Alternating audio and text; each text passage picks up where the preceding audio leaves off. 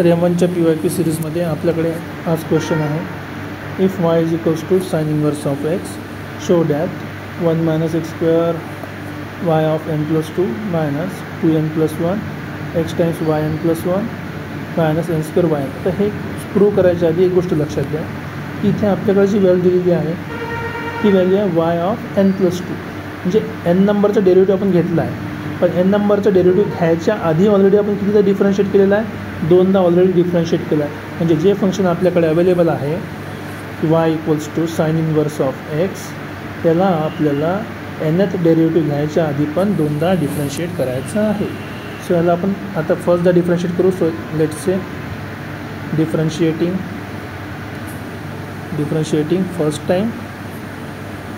First time याला differentiate करतो आहे आपण सध्या.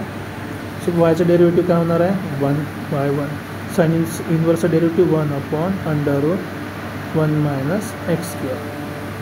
आता सेकंड डिफरन्शिएशन तुम्ही डायरेक्ट करू शकता, काही हरकत नाही, डायरेक्ट डिफरन्शिएट करा, सॉल्व होणार ते. पण मला रूटसोबत डिफरन्शिएट करायचं नाही. मी काय करणार, त्याला स्क्वेअरिंग बोथ साईड करा, म्हणजे की मला रूट नको आहे. ठीक आहे. सो स्क्वेअरिंग बोथ साईड, दोन्ही साईडला मी स्क्वेअर केला आहे. दोन्ही साईडला जर स्क्वेअर केलं तर मला मिळालं y1चा स्क्वेअर इक्वल्स टू 1 रूट आणि स्क्वेअर काय होणार कॅन्सल, की शेवटी राहिलं 1 मायनस एक्सचा स्क्वेअर. परत आणखी एकदा, जर समजा मी एक व्हॅल्यू न्युमरेटरमध्ये आहे, एक व्हॅल्यू डिनॉमिनेटरमध्ये आहे, त्याला डिफरन्शिएट करायला तर याला खालून आधी वर घेऊन जायचं, त्याचा पॉवर मायनस करायचा, मग डिफरन्शिएट करायचं. यापेक्षा मी काय करणार, याला लेफ्ट साईडला घेऊन येतो.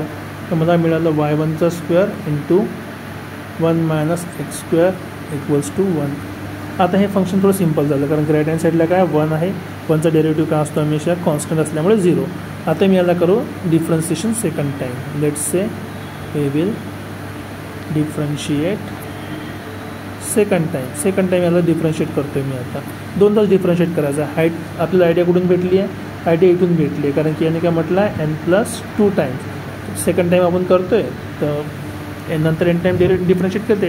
आता बघा इथे दोन फंक्शन आहे, एक आहे u, एक आहे v.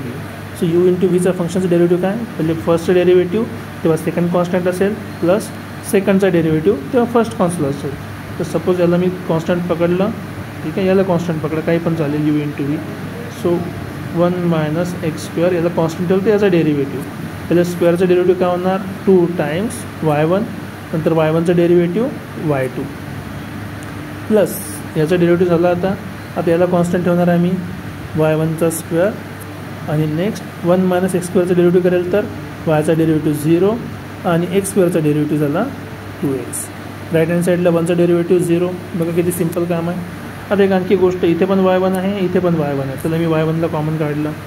सो y1 कॉमन काढलं, इथे करायला माझ्याकडे 2 टाइम्स, इथे 2 पण आहे ॲक्च्युली. चल 2 पण कॉमन काढतो मी. चल 2 पण कॉमन काढलं, 2ची पण गरज नाही राहिली, मग करायला फक्त इथे बस आपल्याकडे अवेलेबल आहे y2.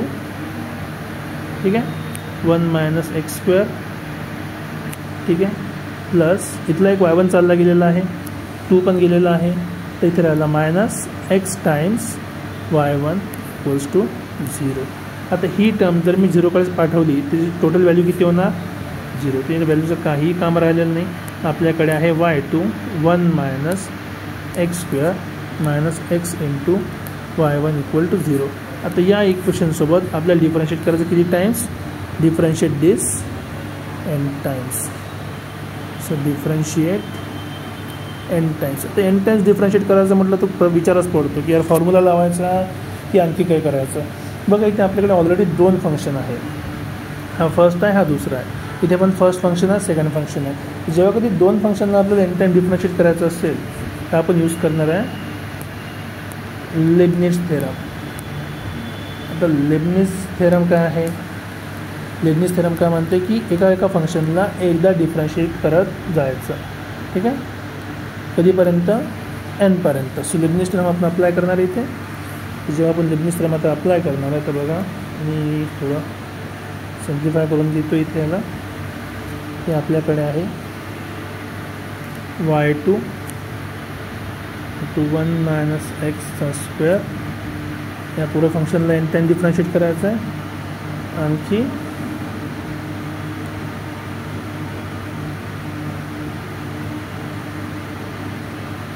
y1 एक्सला पण n टाइम डिफरन्शिएट करायचं आहे. राईट हँड साईडला काय 0 झालं 0. तर डिफरन्शिएट करा u इंटू व्ही टाईप. तर जर डिफरन्शिएट केला आपण तर हा झाला first differentiation y of 2 + n. ठीक आहे. याचं डिफरन्शिएशन आहे तर हा काय झाला तुमचा कॉन्स्टंट. ठीक आहे. याच्यापेक्षा आणखी एक कमी डिफरन्शिएशन केला आपण तर हा झाला y1 y ऑफ 1 कमी केला तर nमधून 1 कमी झालं तर n - 1 म्हणजे हा झाला n+1. बघा n+2 मधून 1 कमी केला तर n+1 झाला. नंतर याचं एकदा डिफरन्शिएशन ते काय येणार -2x. ठीक आहे. आणि सोबत मल्टिप्लायला आपला n फॅक्टोरियल. ओके. नेक्स्ट आणखी याला आपण एकदा डिफरन्शिएट करू शकतो. चला y1ला आणखी एकदा डिफरन्शिएट केलं आपण. इथे आपल्याला काय भेटलं n इंटू n - 1/2 फॅक्टोरियल. याच्यामधलं आणखी एक डिफरन्शिएशन ते कमी झाला तुम्हाला भेटलं yn आणि -2x डेरिव्हेटिव्ह किती झाला फक्त -2. आता याच्यापेक्षा आपण आणखी समोर जर गेलो या 2चा डेरिव्हेटिव्ह काय होणार 0. तर तो आपल्याला कन्सिडर करायचं नाही कारण याच्या समोरच्या सर्व टर्म्स काय होणार 0. तर सेम लॉजिक इथे अप्लाय करू आपण. मायनस आणि yचा derivative so y of n+1 झाला कारण की हा डेरिव्हेटिव्ह झाला n टाइम्स. x तसाच राहिला. नेक्स्ट अगेन yचा y n+1चा डेरिव्हेटिव्ह 1ने कमी झाला तर y ऑफ n झाला. ओके. आणि xचा डेरिव्हेटिव्ह किती आहे 1 आणि याला मल्टिप्लायमध्ये काय राहणार आहे n. आता याच्या पुढे जर आपण गेलो तर 1चा डेरिव्हेटिव्ह येणार. 1चा डेरिव्हेटिव्ह काय असतो 0. त्याच्यासमोर जायची गरज नाही. आता याला आपण फक्त बस अरेंज करायचं आहे आणि आपलं आन्सर झालं. बघा याला मी काय लिहू शकतो हा 1 - x². So 1 - x². यासोबत कितीला डिफरन्शिएट केलं आहे y ऑफ n+2 केलं आहे. आता y ऑफ n+1 वाले टर्म्स जवळ घ्या. बरोबर बघा इथे कोणते y ऑफ n+1 वाले टर्म्स आहे आपल्याजवळ. जर तुम्ही थोडंसं फोकस केलं तर हा आहे y n+1 वाला आणि हा पण आहे y n+1 वाला. तर दोघांमधलं मी आधी ठीक आहे मायनस आहे इथे पण मायनस आहे इथे पण दोन्ही साईडला मायनस आहे कारण हा -2 इथे आला ना तर मायनस बाहेर ठेवला आहे. यातून y ऑफ n+1 निघाला कॉमन. इथे x आहे इथे पण x आहे. x कॉमन काढला. इथे किती बाकी राहिला आहे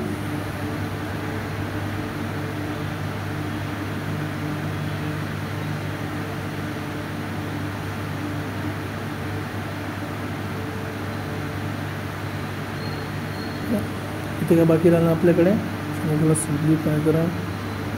x काढलेला आहे तर किती बाकी राहिला 2n राहिला. सो 2n इथे बाकी आहे. इथे किती आहे 1 आहे. जर मायनस बाहेर काढला तर आपण +1 बाहेर येणार. ओके ठीक आहे. आता थोडंसं याला सिम्प्लिफाय करा. याला जर तुम्ही सिम्प्लिफाय केलं तर हा -2 आणि हा 2 कॅन्सल झाला. हा झाला n इंटू n हा झाला +n² नाही थोडंसं हा -2चा मायनस समोर आला तर मायनस राहिला इथे n इंटू n² हा मायनस प्लस झाला तर ऑलरेडी हा मायनस आणि मायनस करणार प्लस n टाइम्स yn. ठीक आहे. त्याला थोडं सिम्प्लिफाय केलं आणि हा मायनस समोर घेऊन या -yn इंटू n = 0. ठीक आहे. त्याला आणखी एकदा फायनलमध्ये अरेंज करून घेतो. फायनल जर आपण अरेंज केलं तर 1 - x² y ऑफ n+2 इथे कराल तुमच्याकडे -2 n+1 x times y of n+1 minus हा n² yn आणि बघा आधी फॅक्टरच्या आतमध्ये जर आपण ठेवला तर हा मायनसच राहतो. ठीक आहे. मायनस ठीक आहे.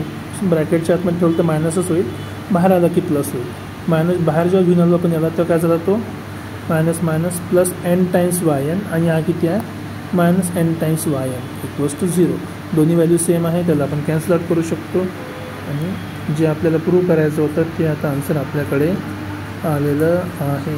2n+1 x times y of n+1 -n² yn = 0. हेच आपल्याला प्रूव्ह करायचं होतं या गिवन क्वेश्चनमध्ये. इथे चेक करून घ्या. 1 - x² yn = 2 -2 n+1 x yn +1 -n² yn. हेच आपल्याला शेवटी फायनल काय करायचं होतं प्रूव्ह करायचं होतं. So hence prove.